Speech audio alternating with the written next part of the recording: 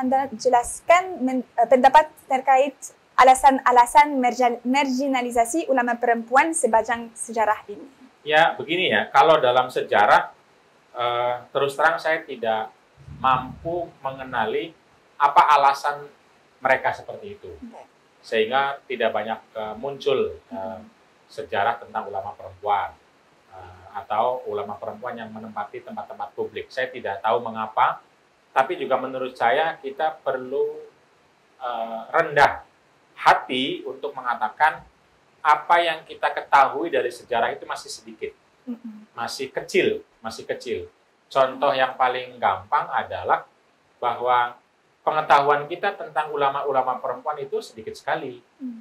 Padahal kita tahu Imam Syafi'i dulunya perempuan misalnya. Para sahabat perawi hadis itu banyak sekali. Tapi asumsi orang kan cuma Abu Bakar, Umar, Utsman, Ali. Itu terus yang dibicarakan. Padahal kita punya Aisyah, kita punya Ummu Salamah, kita punya Fatimah, kita punya banyaknya. Itu juga meriwayatkan hadis, itu juga. Jadi dari satu sisi pengetahuan sejarah kita sesungguhnya masih sangat minim menurut saya terkait dengan ulama perempuan. Kalaupun betul yang kita temukan bahwa terjadi semacam marginalisasi, kita tidak tahu persis faktornya apa. Apakah misalnya faktornya soal misalnya efektivitas. Efektivitas artinya adalah sebuah pesan itu kalau pengen sampai, maka harus disampaikan oleh orang yang punya otoritas untuk bisa sampai ke sana. Nah, pada saat itu kehidupan sosial politik belum memberikan otoritas yang cukup kepada perempuan, sehingga kalau perempuan yang menyampaikan itu pesannya tidak sampai. Nah, karena itu lalu kebanyakan laki-laki yang menyampaikan.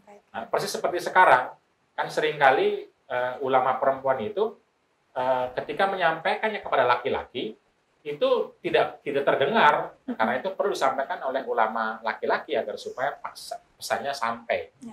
Nah, tapi pada konteks kita sekarang, kebutuhan pengetahuan dan pesan itu langsung disampaikan oleh perempuan itu lebih tinggi dibanding pada masa lalu. Analoginya begini aja. Analoginya adalah misalnya adalah konteksnya kesehatan atau konteksnya adalah polisi. Nah, polisi itu kalau semuanya laki-laki, sementara yang butuh terhadap kerja-kerja polisi juga perempuan, maka perempuan tidak akan memperoleh sesuatu dari layanan kepolisian karena dia canggung untuk bertemu dengan polisi laki-laki. Nah, karena itu penting ada polisi perempuan dalam rangka melayani kebutuhan-kebutuhan perempuan yang itu tidak bisa dilayani oleh polisi laki-laki. Nah, kebutuhan yang seperti itu saat sekarang itu tinggi sekali.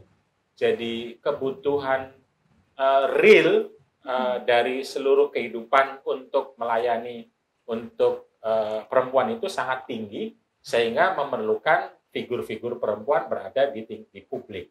Termasuk dalam ini adalah ulama perempuan. Jadi minimal sekali ulama perempuan itu diperlukan sekarang itu pertama untuk menjawab, menemani, mendampingi para perempuan yang memerlukan pengetahuan.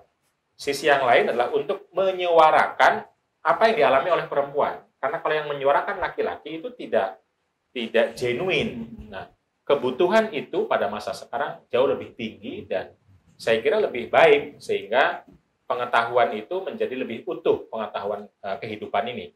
Tidak hanya dari pengalaman laki-laki tapi juga pengalaman perempuan. Nah, kalau menurut saya pertanyaan marginalisasi, misoginisme atau patriarki itu jangan diarahkan kepada masa lalu. Jangan diarahkan kepada sejarah. Tapi arahkan kepada kita masa sekarang. Apa yang telah kita perbuat? Jadi kalau mereka yang tidak berbuat memberi kesempatan kepada perempuan, merekalah yang menurut saya misoginis, bukan orang-orang masa lalu. Nah, orang masa lalu itu harus kita ambil tadi inspirasinya. Jadi inspirasi-inspirasi yang membuat kita memiliki kehidupan yang lebih baik dalam konteks relasi laki-laki dan perempuan, di mana kita tahu dalam substansi atau dalam ajaran utama kita adalah relasi kita itu ta'awun. Relasi kita itu adalah saling tolong-menolong, bukan hegemoni untuk menguasai, atau bahasa hadis adalah sultanul jair, sebuah kekuasaan yang despotik, yang hegemonik, yang mau menguasai dan menzalimi.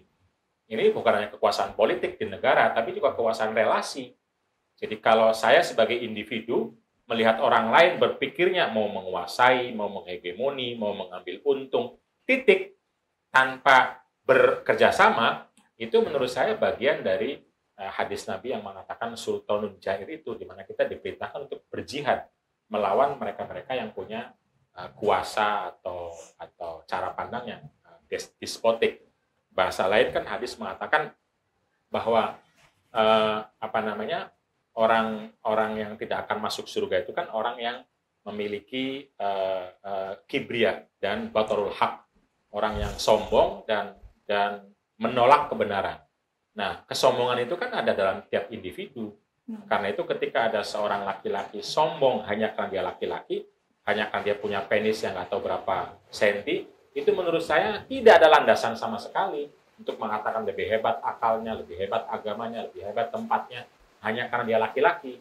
Itu landasan agamanya tidak ada. Karena tidak ada, maka menurut saya kita perlu memandang laki-laki dan perempuan sebagai sama-sama hamba, sama-sama khalifah, dan sama-sama manusia. Tentu saja kiprahnya pasti berbeda-beda. Jangankan antara laki-laki dan perempuan, antara laki-laki dengan laki-laki yang beda usia, beda ilmu, beda pengetahuan, beda tempat, itu sudah berbeda kiprahnya. Tetapi sejak awal cara pandangnya jangan melihat bahwa laki-laki itu lebih hebat dari perempuan, bahwa laki-laki itu berbeda, iya. Tapi perbedaan itu jangan digunakan untuk merendahkan, melemahkan, memarginalkan, menyingkirkan, apalagi melakukan kekerasan terhadap perempuan. Dan semua perilaku-perilaku itu, jika dilakukan oleh orang sekarang, itu yang saya sebut sebagai misoginisme, zalim, jahat, dan bertentangan dengan misi akhlakul karimah, dan juga visi rahmatan lil alamin. Wow. Sangat menarik. Paling tidak ada ini ya, paling tidak ada 3 karakter tentang akhlakul karimah yang disampaikan oleh Abdullah bin Mubarak. Itu saya bilang inspirasi itu. Abdullah bin Mubarak adalah seorang sufi, ulama, tabi'in yang sangat terkenal.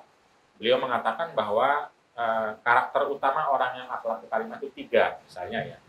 Yang pertama adalah bastul wajhi. Bagaimana dia punya wajah yang ceria, yang menyenangkan, perilakunya itu tidak mengganggu orang lain misalnya. Itu yang pertama. Yang kedua, badlul ma'ruf. Badlul ma'ruf itu memberikan kebaikan, melakukan hal-hal yang bermanfaat kepada orang lain. Yang ketiga adalah kaful adza, menghindari menyakiti orang lain. Nah, ini menurut saya kalau diterjemahkan dalam kehidupan sehari-hari, itu kan bagaimana seorang laki-laki dalam konteks relasi itu tidak menyakiti perempuan dengan omongannya, dengan perilakunya, dengan kebijakannya, dengan undang-undangnya, dengan tulisannya. Itu penting sekali. Tentu saja perempuan juga tidak menyakiti laki-laki. Jadi, bastul wajhi, lalu badul ma'ruf, lalu kaful adza itu adalah inspirasi yang sangat kuat dan ada dalam semua kesadaran umat Islam sesungguhnya. Itu sekarang harus kita terjemahkan dalam kerja-kerja keadilan gender sebagaimana diinisiasi oleh Kongres Ulama Perempuan Indonesia. Wow, baik. Dan kalau kita majulah lebih sedikit lagi dalam hermeneutik mubadalah, dalam metode Kang mubadalah itu, bagaimana Kang Fakih bisa memakai struktur linguistik untuk bisa mendekonstruksi dan untuk bisa memperjuang untuk keadilan gender dalam Islam.